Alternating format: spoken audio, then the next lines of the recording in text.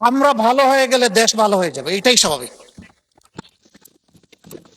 এই জায়গাটা যতদিন পর্যন্ত ভালো হতে পারবে না ততদিন পর্যন্ত দেশও ভালো হবে না। আমি কিছু ম্যাটেরিয়ালস আজকে রেডি করে নিয়ে এসেছিলাম, কিন্তু মাননীয় প্রতিমন্ত্রী আমার ম্যাটেরিয়াল সব কিছু ভাষায় দিচ্ছে। আমি আসলে কখনো এটা বলতে চাই না যে আমার গ্লাসের অর্ধেক খালি। আমি সব সময় বলতে চাই আমার গ্লাসের অর্ধেক ভরা আছে, কাজেই বাকিটাও আমাকে ভরতে হবে। আর যদি আমি খালি বলি তার মানে হচ্ছে অর্ধেক যখন খালি বাকিটাও ফেলে দেয়। আমি ওই থিওরিতে বিশ্বাস করি না।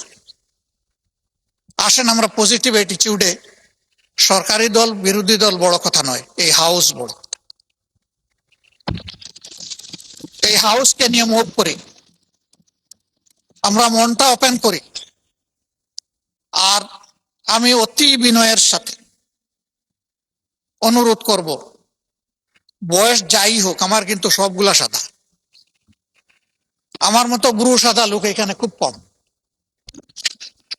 তো এই দিক থেকে অনুরোধ করছি যে আসেন ওই ঠেলা ধাক্কার রাজনীতি এখানে বাদ দিই। এই জায়গায় আমরা সিনসিয়ার টক করি, পরস্পরকে রেসপেক্ট করি। আমরা যদি মিউচুয়াল রেসপেক্টটা শো করতে পারি, পুরা হাউস রেসপেক্টেড হবে। আমরা ওই জায়গাটায় যেতে চাই। উস্কানি আমাদেরকে দেয় অনেকে, এই গরম কাণ্ড ঘটান, ওইটা ঘটান, ওইটা ঘটান, আপনারা কি বিরোধী দল হইলেন? তাই আমি বলি যে ভাই, আমার তো যোগ্যতার পুঁজি এতটুকুই, আপনার পুঁজি দিয়ে যদি একটু সাহায্য করতেন। আল্লাহ আমাকে যে মুখ দিয়েছেন, আপনার দুটি ঠোঁট, তাইলে আমার এখানে জোড়া দিয়ে দেন, আমি আপনার ভাষায় কথা বলবো। আমি তো আল্লাহর দেওয়া আমার জিহ্বা, আমার ঠোঁটের ভাষায় আমি কথা বলবো, যেটা আল্লাহ আমাকে দিয়েছে। তা আমি সবাইকে অনুরোধ করব যে আমরা রংপুরের ঝাঁঝালো মরিচের কথা ভুলে যাই, আসুন সুন্দরবনের মদিটা একটু আমরা ঠোঁটে লাগাই। আমরা পারবো, ইনশাল্লাহ আমরা পারবো। কেন পারবো না?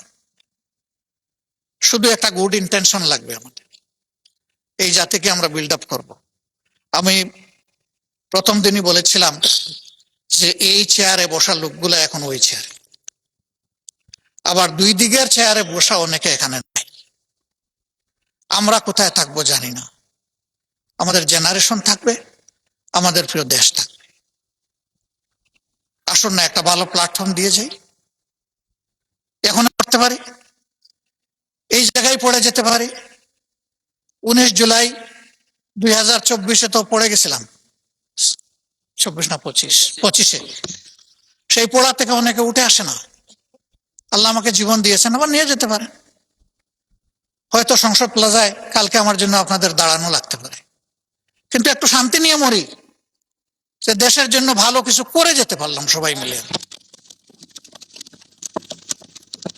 আমাদের অ্যানসিস্টরস যারা ছিলেন, যেটুকু অ্যাটমসফিয়ার তারা আমাদেরকে দিয়ে গিয়েছেন, আমাদের সাকসেসরদের মিনিমাম এইটুকু আমাদের কাছে পাওনা। কিন্তু আমাদের সমাজ ওই জায়গায় নেই। আমরা আমাদের বেজ লাইনে আগে যাই, তারপরে ইনশাল্লাহ হিমালয়ের চূড়ায় আমরা আস্তে আস্তে উঠব। আমরা পারবো ইনশাল্লাহ, না পারার কোনো কারণ নেই। আমি স্পেসিফিক্যালি আমার এই সময়ের দিকে খেয়াল করতে পারি না, এই জন্য আপনার কাছে মাপ চাচ্ছি। আমরা এই বিষয়টাকে টোটালি অ্যাড্রেস করার জন্য এবং একটা টোটাল সলিউশনের জন্য যদি সরকারি দল ফিল করেন যে আমরা একটা কমন কমিটি করব, আমরা সাড়া দেব ইনশাআল্লাহ।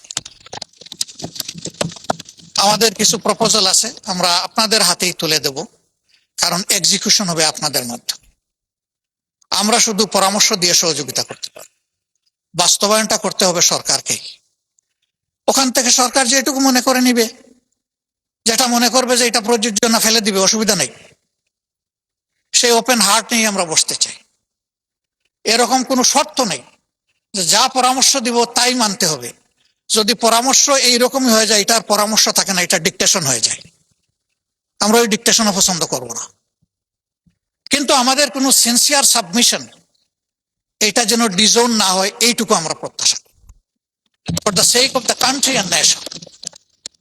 সবাইকে অনেক ধন্যবাদ আমাকে বাড়তি সময় দেওয়ার জন্য।